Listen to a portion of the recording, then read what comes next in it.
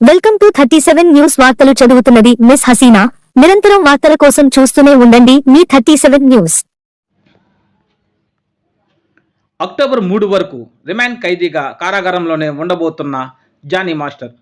ఇప్పటికే Johnny master నేరాన్ని అంగీకరించినట్లు పోలీసులు రిమాండ్ రిపోర్టులు రాసిచ్చారు. దాని ఆధారంగానే రిమాండ్ విధించి జైలుకు తరలించాలని ఆదేశించింది కోర్టు.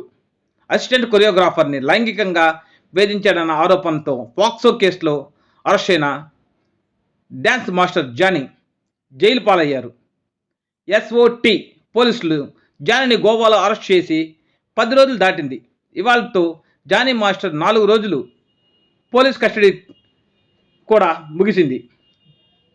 నాసింగ్ స్టేషన్ నుంచి ఉప్పలపల్లి కోర్టుకు తరలించి మేజిస్ట్రేట్ విచారించిన తర్వాత చెంచల్గూడ జైలుకు చేర్చారు.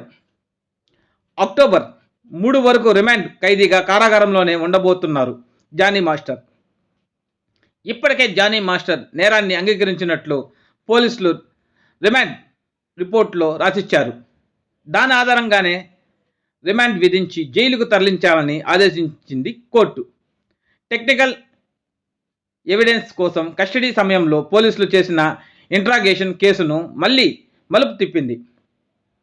బోల్ జానీ బోల్ అంటూ జానీ మాస్టర్ని గుచ్చి ప్రశ్నించిన పోలీసులు మరింత ఇంట్రాగేషన్ రాబట్టినట్లు తెలుస్తుంది.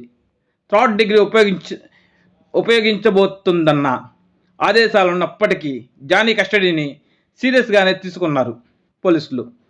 అత్యాచారం జరిపినట్లు చెబుతున్న షూటింగ్ సైట్స్కి జానీని తీసుకెళ్లారు. జానీ భార్యను కూడా విచారించారా? ఏదైతే 3 రోజులు ఇంట్రాగేషన్లో జానీ మాస్టర్ బరస్ట్ అయినట్లే తెలుస్తుంది. ఇదిలా ఉంటే తాజాగా జానీ మాస్టర్ మధ్యంతర బెయిల్ కోసం పిటిషన్ దాఖలు చేశారు. తనకు 5 రోజులు మధ్యంతర బెయిల్ కోరుతూ కోర్టులో పిటిషన్ దాఖలు చేశారు జానీ. తాను నేషనల్ అవార్డు అందుకోవాల్సి ఉందని, అందుకు గాను 5 రోజులు మధ్యంతర బెయిల్ ఇవ్వాలని పిటిషన్ దాఖలు చేశారు జానీ.